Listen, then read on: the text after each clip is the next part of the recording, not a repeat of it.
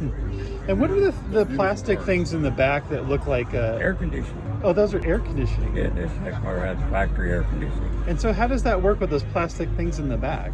That's where the cold air blows to the front. Oh, really? Yeah, the air conditioning, I'll show you. The air conditioning's in the trunk?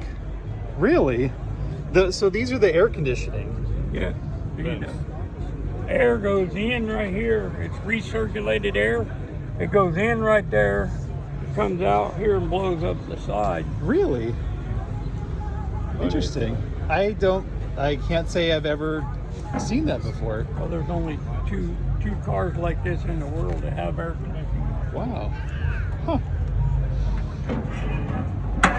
See, oh, wow. The air conditioning and the here. pump are back there. Yeah. Wow. That's really cool. Interesting. It's got the Studebaker stamp. Yeah. See, This isn't original paint, is it? no.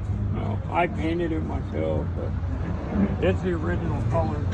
But this